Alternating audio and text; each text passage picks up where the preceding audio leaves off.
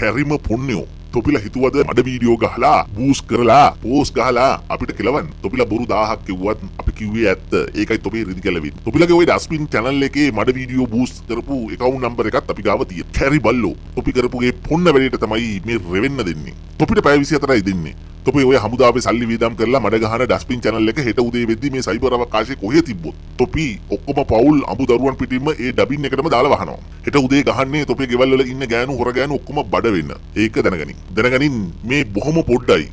මේකත් තොපි ඉල්ලන් කෑවි.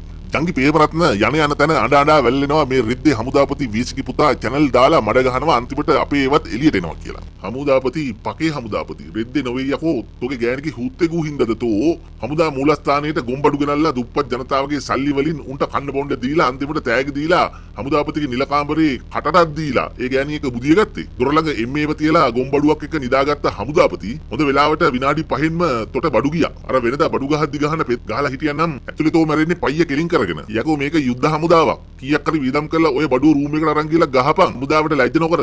අර නඩුකාරයාගේ ගෑණි වටේ අරන් ගියා. ඒ මනුස්සයාගෙත් වටේ යවලා අම්මගේ රෙද්දේ ෆැමිලි ෆ්‍රෙන්ඩ්. ගෑණි විතරක් මොන හුත්තටද ඔය දියතලාවේ සැලේ එකේ දවස් 5ක් තියාගෙන හිටියේ. බටලන්දර ගෙන්නගෙන ජනතාව බදු මුදලින් 25000 ගානේ ලිංගික අල්ලස් දීලා ඒ ගෑණිත් එක බුදිය ගත්තේ ෆැමිලි ෆ්‍රෙන්ඩ්. පරිය අච්චර පාඩු ලබන යාලේ ආමි හොටෙල් එකේ ඒ ගෑණිට කබාන 3ක් දීලා දවස් 5ක් තියලා පරිය ඔඩිට් කරේ. තෝගේ 62ද ඔඩිට් කරේ. තෝ හිතුවද කැරි බල්ලෝ එතනට තෝ දවස් දෙකක් රිංගපු එක අපි දන්නේ නැහැ කියලා. කාලකන්නේ හුත්තේගු. අනිත් එක කැරි ජංගි ප්‍රේමරත්න වීසිකි පුතෝ. තෝ පකයා වෙලවල් වල ජංගි උස්සන්න ගිහිල්ලා යාපනයේ ආමි කොල්ල වට කරලා තොට ටොකු වෙන්න මතක නැද්ද?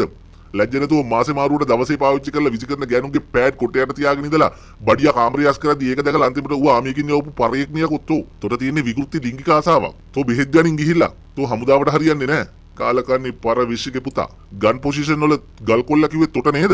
ඉරහඳ තියෙන දවස් වලට දෙකට නම්ලා බොම්බඩියෝ හරි ආසයිලු තොට කරන්න. ඒවා කියන්නේ හමුදාවෙමයි. තොට හඳ එළිය දිලිසෙන තොගේ තොට ඇරපුවා අපි දන්නවා එකින් එක. තොට කටර දෙන්නකොට අනික තොට පුකේ අරිනවා. එහෙමනේ තොට ගැහුවේ. එහෙම තමයි හමුදාව ඇතුලේ කියන්නේ. තොගේ තාම කටේ කැරිගඳවක් ගිහලා නැහැ.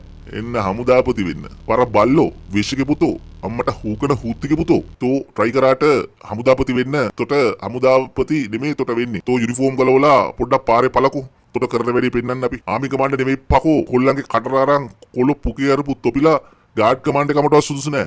ලංකාවේ ලොකෝ ඉස්සර තකහනිය දියතලා වෙනවලු තෝගේ ගෑනිට ගහලා ෆ්‍රී පැකේජ් ගන්න. තෝ සොයිච්චා බලසේනාවේ මහේකා වෙලා ඉන්නේ පුකයි ගෑනි දෙකම දීපු නිසා අපි දන්නවා.